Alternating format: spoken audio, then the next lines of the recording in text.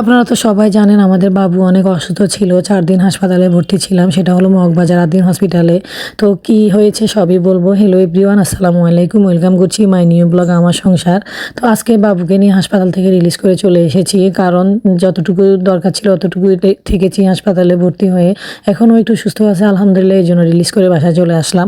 তো বাসায় এসে অনলাইনে খাবারের অর্ডার দিয়ে দিয়েছি, দুপুরের জন্য 2টা বাজে আসছি। আর আমরা রাতের জন্য সবজি রান্না করব, সেটা হলো ফুলকপি সিম মিক্স করে মাছের মাথা দিয়ে রান্না করব। তো আমার রান্নার পাশে অবশ্য থাকবেন। আরেকটা কথা আপনাদেরকে বলি, আজকে 4 দিন আমি হসপিটালে থাকাতে আমার ফেজের একদম লাল বাতি জ্বলে গিয়েছে। আমার 4 লাখের ভিউ থেকে কমতে কমতে 2 লাখে চলে এসেছে। পিছন থেকে ভিউগুলো সব কেটে এখন লাল বাতি জ্বলছে। আমি জানি না আমার এই বিপদ মুহূর্তে কেন আপনারা আমার থেকে সরে গিয়েছেন, আমার ভিডিও দেখেননি বা আমাকে ভালোবাসা দেননি, সেটা আপনারাই ভালো জানেন। তবুও আমি পেজে কাজ করা বন্ধ করতে পারি না, কাজ শুরু করে দিতে হবে আবার। তো এই জন্য আমি সবজিটা রান্না করে তাড়াতাড়ি করে একটা ভিডিও এডিট করে দিয়ে দেওয়ার চেষ্টা করব। আর হলো আমাদের বাবু 3 দিন হলো জ্বর হয়েছিল, তো ভেবেছি যে ঠান্ডা জ্বরের ওষুধ খাওয়ালে হয়তো কমে যাবে। তো যেদিন ভর্তি করাবো ফজরের টাইমে তার আগে থেকে ওর প্রচণ্ড জ্বরে একদম শরীর পুড়ে যাচ্ছিল।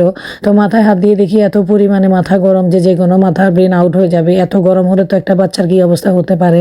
তারপরে তাড়াতাড়ি করে ফজরের আজানের সময় আমরা একটা সিএনজিতে করে ওকে মগবাজার আদ্দিন হসপিটালে এনে ভর্তি করাই।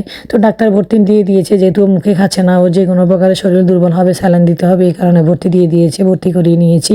তারপরে জ্বর ওকে অনেকগুলো টেস্ট দিয়েছে, সেগুলো করালাম। পরে টেস্টের রিপোর্ট আসার পরে জানতে পেরেছি ওর জ্বরের কারণ হলো ওর ব্লাডে ইনফেকশন ছিল।